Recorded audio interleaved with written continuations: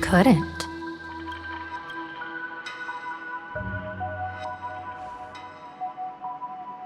At this moment, the crowd's thoughts are crashing over me like a tidal wave. I can't block out all this mental noise. Just keeping my own thoughts from getting tangled up in everyone else's is hard enough.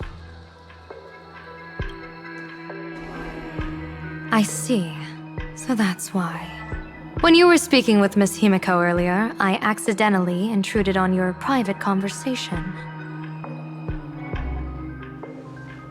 My tuning is spiraling out of control. This mask is distorting my abilities. I see it differently. The loss of control is temporary. That mask is amplifying your power. How is this possible? This tuning power is bestowed by the harmony. How could the elation meddle with their authority? Perhaps the elation simply poured more fuel into this divine authority? In my humble opinion, this mask binds the supplicant to all beings of plain Arcadia, drawing strength from those who share the same path here for your use. That's why you're hearing others' thoughts surge toward you like a tide. Your tuning is steadily expanding, and you've become the center of this melody.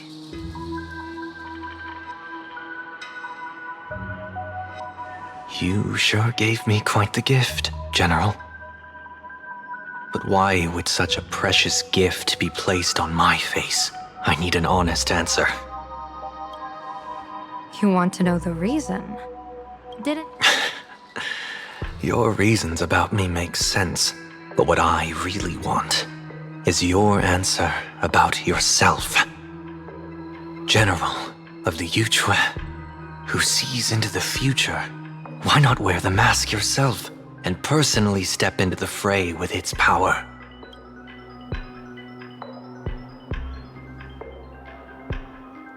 Words can deceive, but only tuning lays the truth bare. Mr. Sunday, why not use your enhanced tuning to feel the weight of that answer for yourself? Well then, pardon my intrusion, Lady Yao Guang.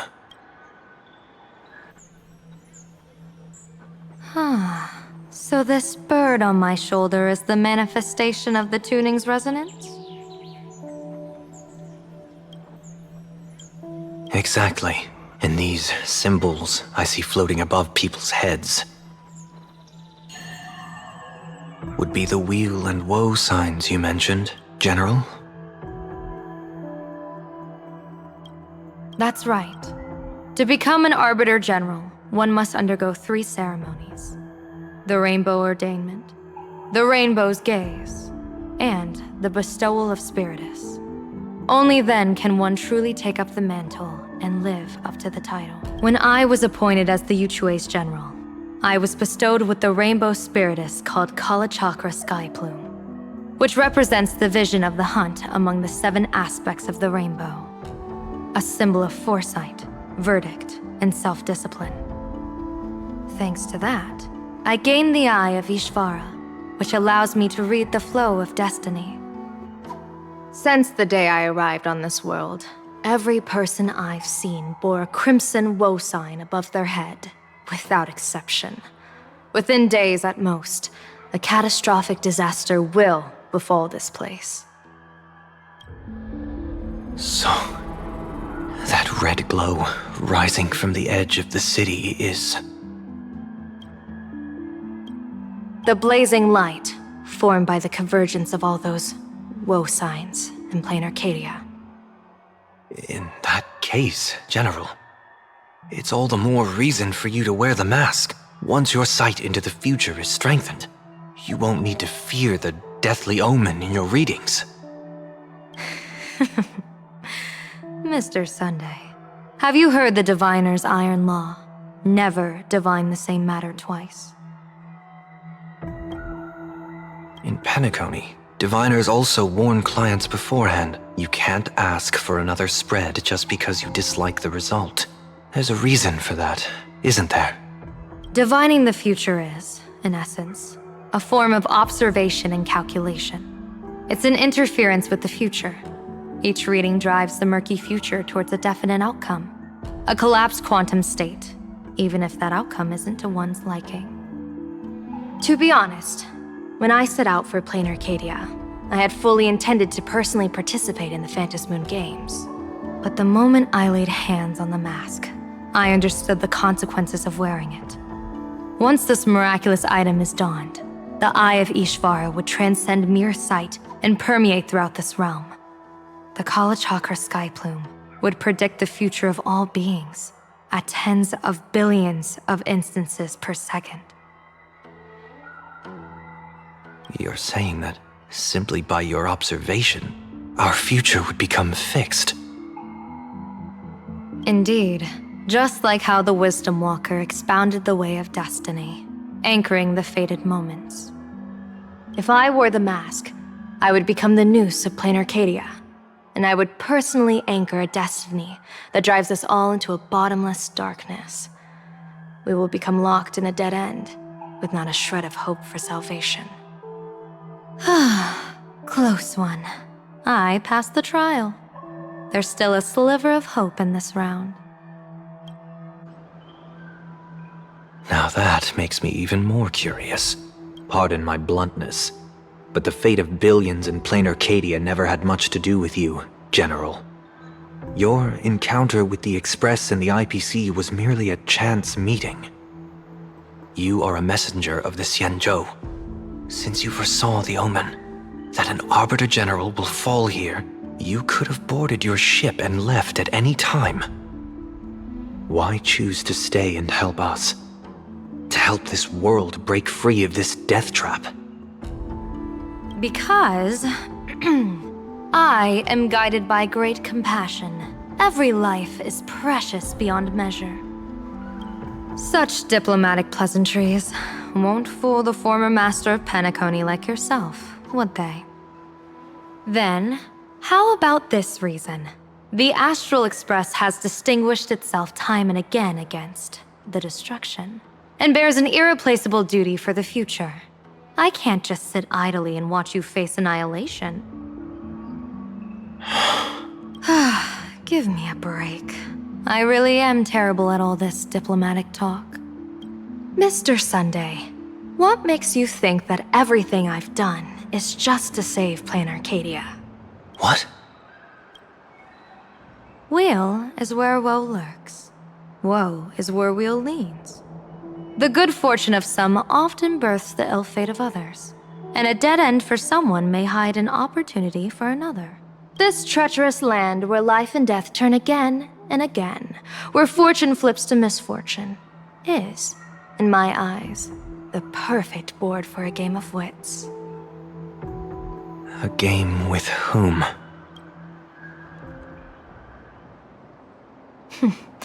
With the gods.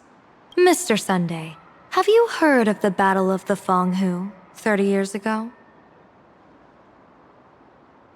I've heard rumors of that war, but not the details. General, are you suggesting Plain Arcadia is now facing dangers just as perilous as the Xianzhou Fanghu was back then? You got that right.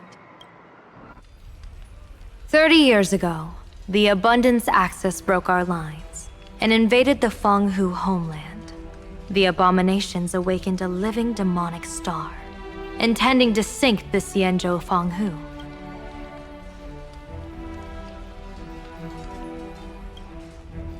With no other options, the Alliance staked everything on my Junior Soar's plan to operate the astronomical observation device, the Cloud Peer Telescope, to signal the rainbow for aid, using their Lux arrow to strike down the demon star.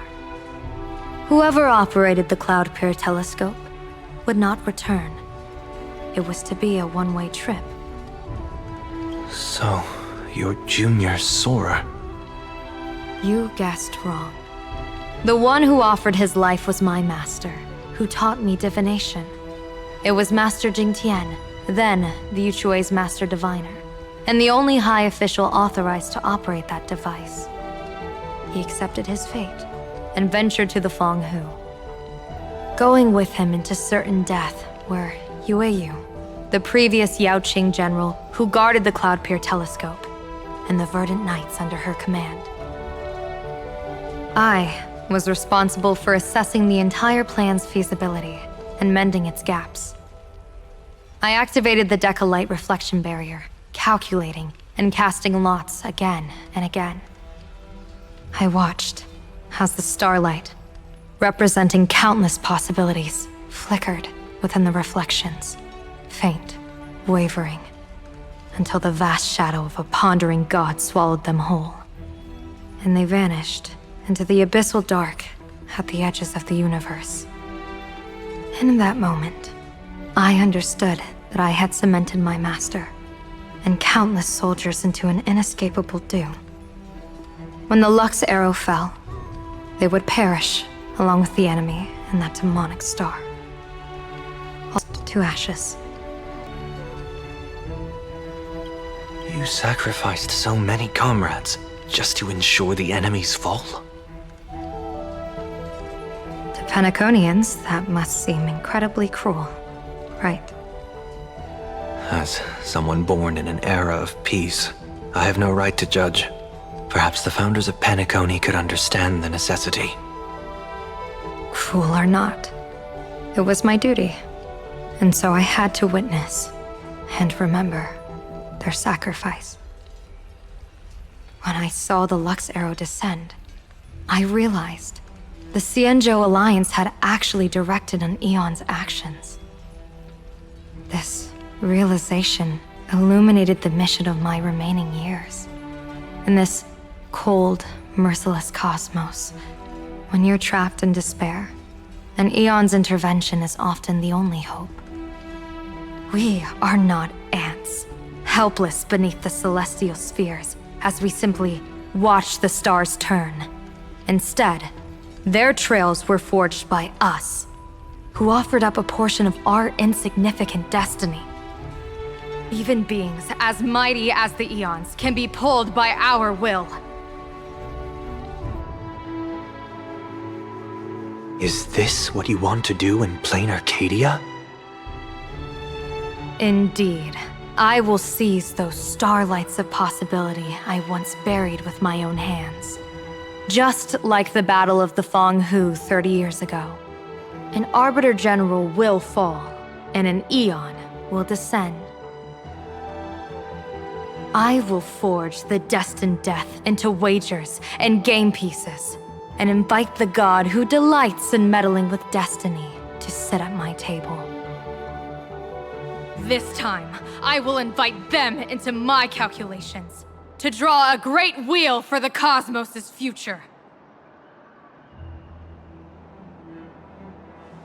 Mr. Sunday, surely you can understand this mad idea of mine, having once reached the divine throne of order yourself.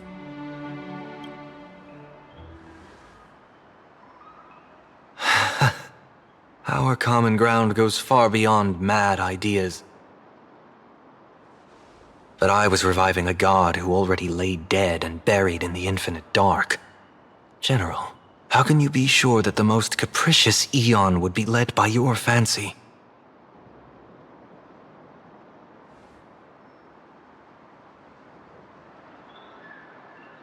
Have you heard this myth about the elation?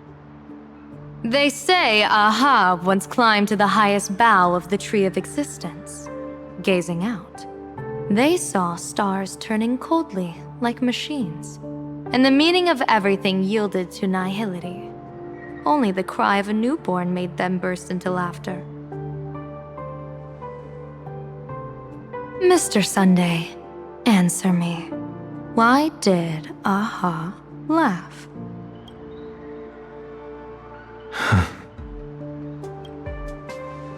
I think it's because they finally saw an audience arrive at this long, empty stage we call the universe. Oh, well said. You're way funnier than you look.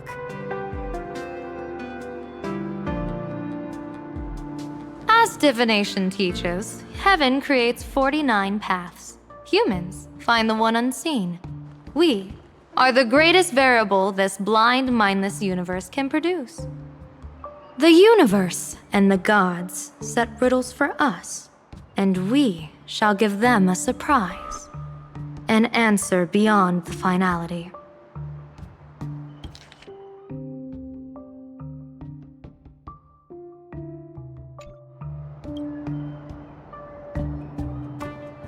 Ah, looks like it's about time. Don't tell me you're disappearing without a goodbye again, General. No. This time, we will set our eyes on the same place and carve a sliver of possibility out of destiny with our own sight. Could you be talking about the school where Himiko and the others went? Yes. The crimson light there pierces the sky today, marking it as a locus of woe. The Arcadia's first calamity will erupt there. I should have asked you to give them a few secret strategies before they left.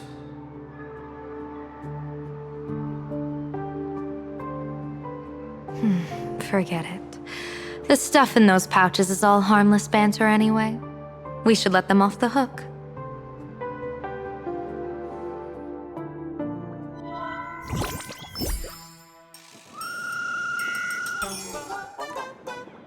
Hello everyone! Welcome back to Full Wish TV's special news segment, Arcadian Morning Report! I'm your host, Poofy! Hi everyone, I'm your host, Snowy! It's been 3 hours since our first supplicant, Miss Sparksy, announced her entry into the Phantom Moon Games. The performance she announced to all her fans, SparksyCon, is also about to begin. How curious! Plain Arcadia's day-night cycle was completely scrambled in ancient times. Graphia Academy's location just happens to be bathed in light. So, in broad daylight, what kind of fireworks show does Miss Sparksy have in store for us? Who knows? Maybe she'll blow the school sky high in a blaze of fireworks. After all, at the Phantom Moon Games 15 years ago, Graphia Academy also. Hey, Senior, you can't joke about that!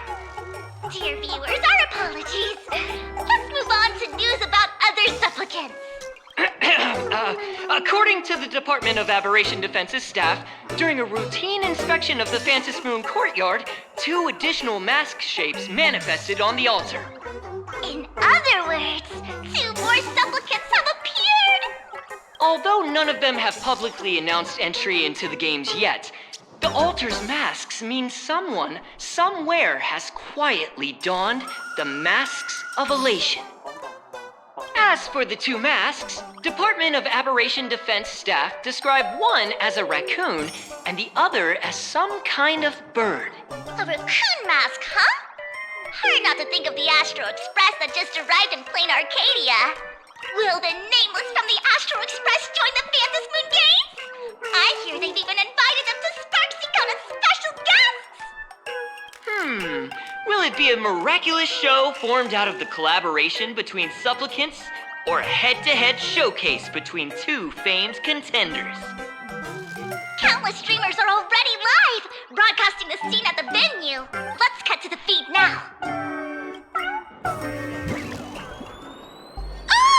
Look, it's the Nameless from the Astral Express! One girl, 1,000 faces. 1,000 faces, one girl. Welcome to the SparksyCon live broadcast. Dear lovely fans, please be patient. SparksyCon is about to begin. This horror stream is about to end. Time for you all to log off. That woman has Miss Sparksy's face. What a pathetic imitation. What? My face is the original. Miss Sparksy's face alone is the greatest masterpiece in the world! Everyone should listen to her sweet voice and gaze upon her adorable face! We shall become Miss Sparksy! We offer everything to Miss Sparksy. SparksyCon! SparksyCon! Sparksicle! Sparksicle! Ugh! My eyes! I've seen something cursed. The mimetic virus spread among people is way worse than we imagined. There are walking Sparksy shrooms growing on the ground. I bet we'll all end up with Sparksy, or rather Sparkle faces before we can get very far. Are we really using that? If we don't take down that imposter before the virus hits, we'll all be monkeys in the jungle. Become a fake of a fake or a carefree monkey? Your call. On second thought, being assimilated by an imposter doesn't sound that bad. Enough talk. Eyes on the banana. Ow! Ma'am, a little warning before you stab someone with a banana, please? Come on, banana. Remember the plan we made at the tavern? Yes, we dig out the imaginated painting Sparksy hid, then use waves to give Graphia Academy a good wash over. But what if that imposter figures it out? Just try to keep her busy and buy us some time. Let's do it!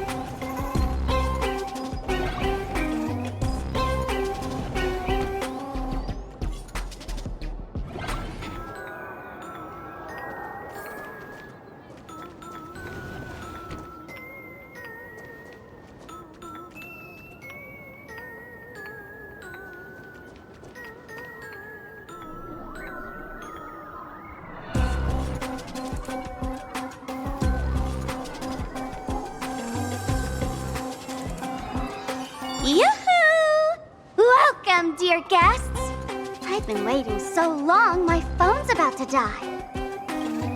Drop the act, my dear Mask. I shouldn't have called you an imposter. That was harsh of me. Come back to Mama's arms. It's not too late. If the Astral Express crew gets involved, they won't be pulling any punches.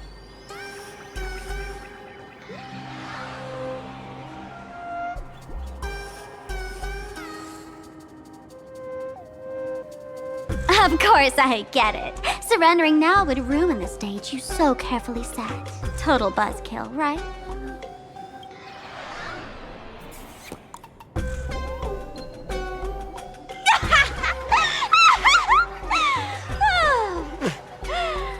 So you still don't get it?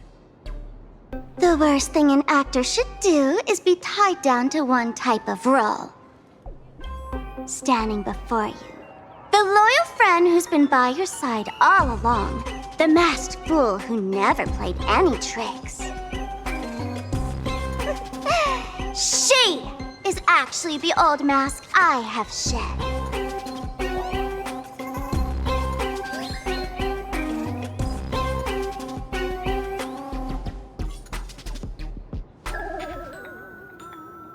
Haven't I been telling you all this time? She's just an old model. No wonder the light orb in the tavern didn't react to Sparkle. For real? That explanation is kinda awesome. Look at those expressions on your faces. This is the best opening act for Sparksicon ever! I shed that old mask, and with it, the weak, timid, all too human me. This new me will break free from all shackles, gather my fans' wish power, and stride onto the stage of the Phantasmoon Moon Games! In return for the wish power offered by everyone in the Arcadia, every supplicant must show them what elation truly means. We will demonstrate the elation we desire!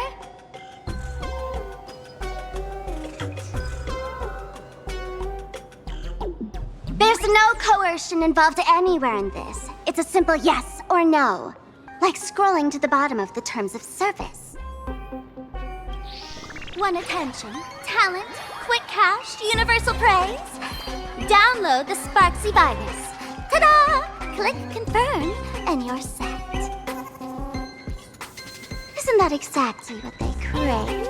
Elation in 3 minutes flat? Nameless, you're doomed to lose. You can't stop what people desire.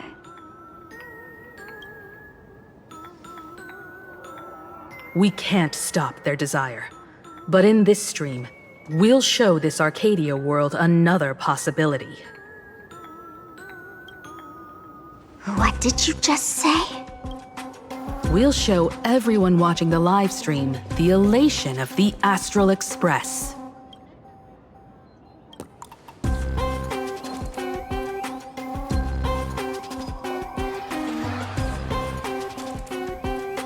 You got another mask?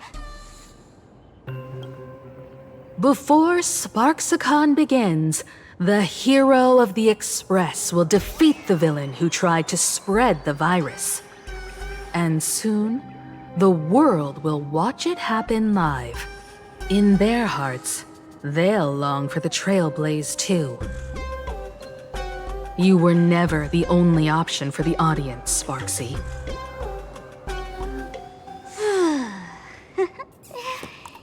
You know why I can't stand heroic stories? You lot always wave the flag of justice, then stomp all over the fun with brute force. The elation has nothing to do with justice, and you haven't won yet. Ma'am, gray hair, don't tell me you forgot the plan. I'll stall her.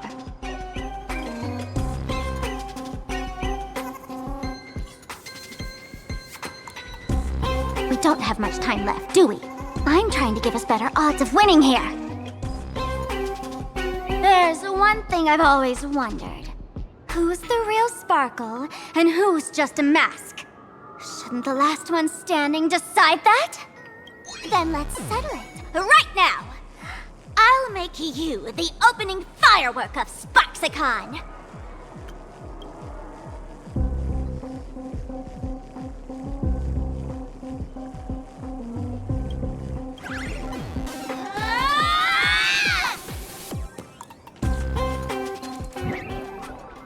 Unbelievable! A girl who looks exactly like Miss Sparksy just rushed in and started throwing punches!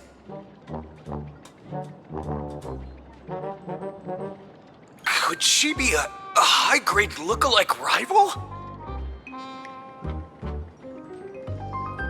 Looks like when it comes to top-tier V-Streamer wars, the fanciest fights are fought the old-fashioned way. Hey, friends! Over here! Look this way! Is that March's voice? Over here! Mr. Yang and I are in the art classroom! While Sparkle keeps her busy, let's regroup with March first.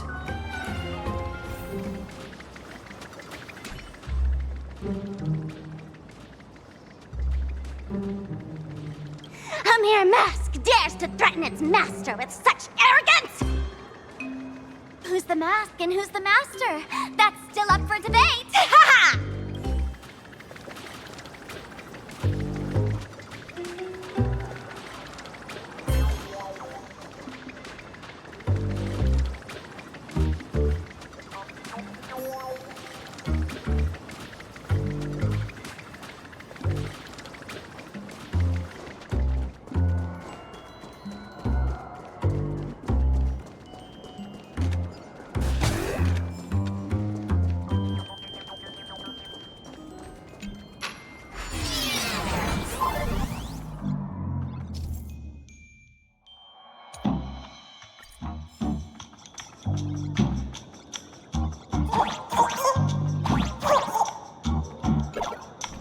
Move this platform, and you should be able to get up there.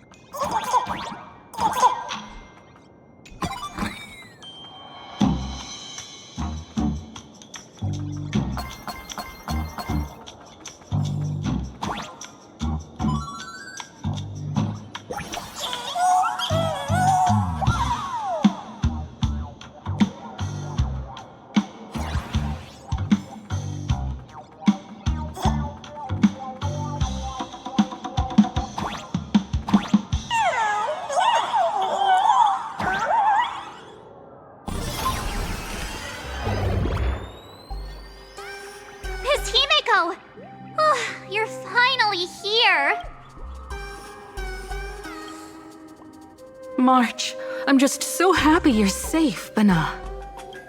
After she escaped the school, I figured she'd bring you back. So while Sparksy was away, I found the students around here have been acting weirder and weirder. Good thing my heart is pure and untouched, so her tricks don't work on me. Hold up. Were you two just talking with some weird verbal tick?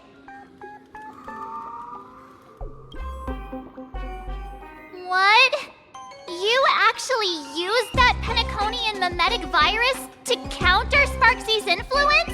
I don't care if the Express turns into a Sparksy train or a monkey train. I want no... What about Welt? Is he all right? Mr. Yang, it's our friends. Come on out. You look perfectly normal, though. So that Professor Welt she saw in the news...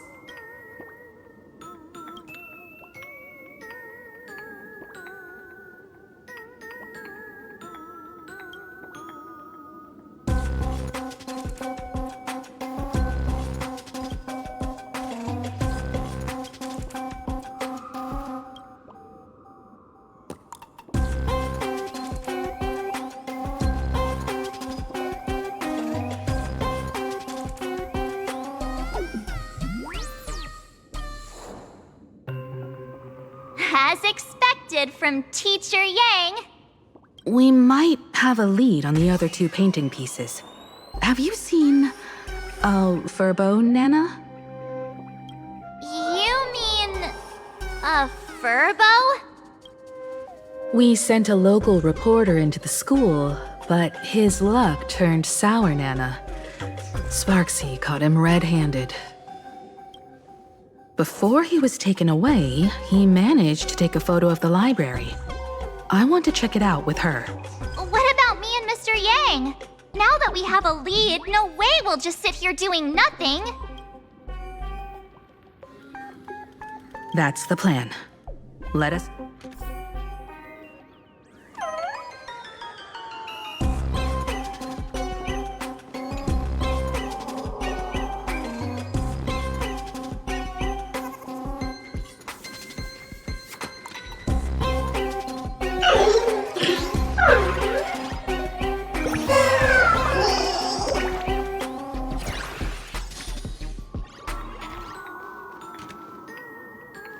Himiko, where's the library? I know the way. I just hope they haven't renovated the academy in the past 15 years.